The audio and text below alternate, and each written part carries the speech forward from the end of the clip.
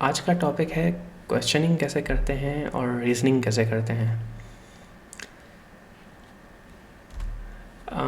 मैं लिंक्डइन पे कुछ पोस्ट देख रहा था जिसमें से कुछ पोस्ट थी कि डेटाबेस आउटेज हो गया और उनका ओनली प्राइमरी नोड थी और उन्होंने रेप्लिका ऐड कर दिया टू अवॉइड डाउन टाइम। अच्छा, अगर सिस्टम स्लो है तो ऐड मोर सर्वर्स, क्वेरी अगर बहुत ज़्यादा टाइम ले रही हैं तो इंडेक्स ऐड कर दो।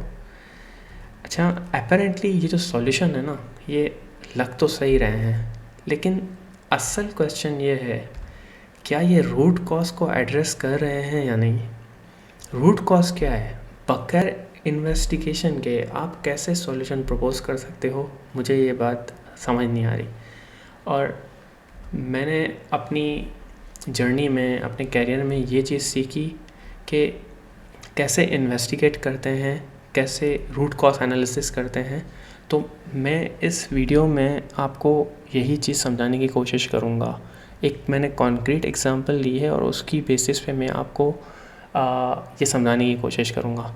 सबसे पहला रूल ये है कि कभी भी आप स्ट्रेट सॉल्यूशन तो प्रपोज करते ही नहीं हो without understanding the root cause.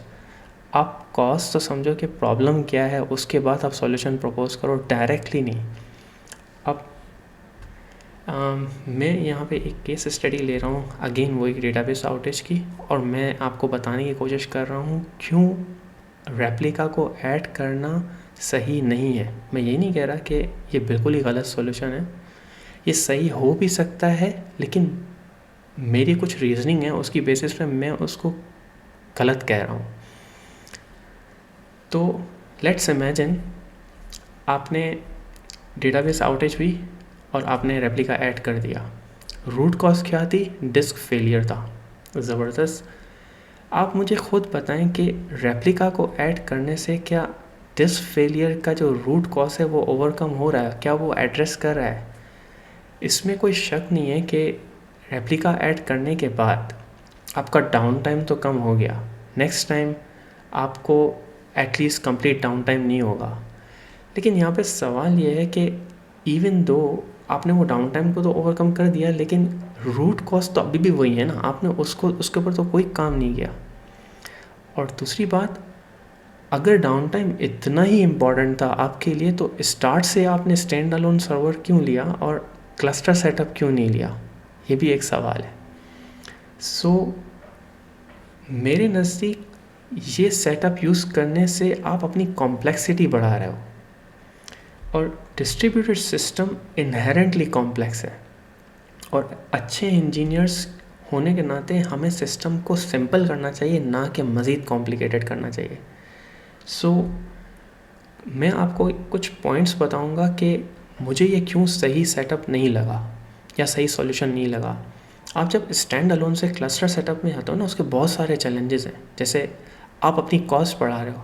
आजकल एआई के दौर में हर कंपनी कॉस्ट कटिंग पे लग रही है, ठीक है। हर कोई अपनी कॉस्ट बचाने पे, कटाने में लगा हुआ है, और आप ऐसा सॉल्यूशन प्रपोज करो जो कंपनी की कॉस्ट बढ़ा रहा है, पहली बात। दूसरी बात, अगर कंपनी लेट्स से स्टार्ट से ही अगर डाउन टाइम इतना इम्पॉर्टेंट था तो आपने स्टैंड अलोन सॉल्यूशन लिया ही क्यों?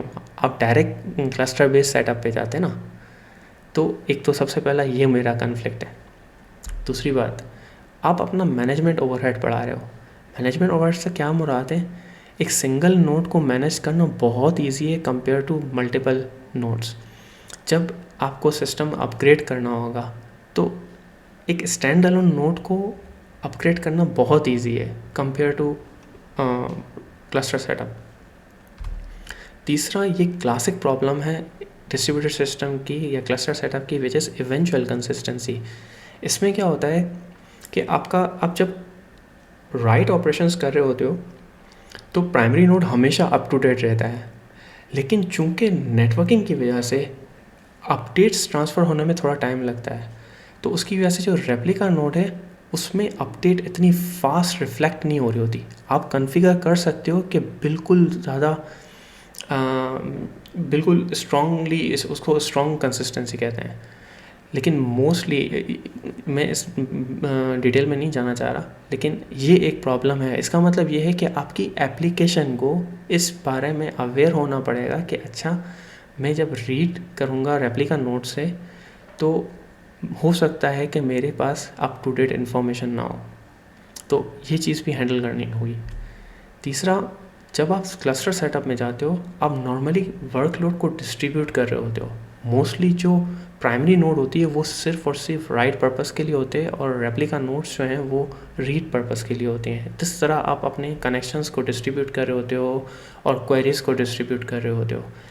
अगर ये नोड्स सिर्फ डाउन टाइम के लिए आपने ऐड किए ओवरकम करने के लिए, तो क्वेश्चन इज वाकई ये वर्थ इट है या नहीं।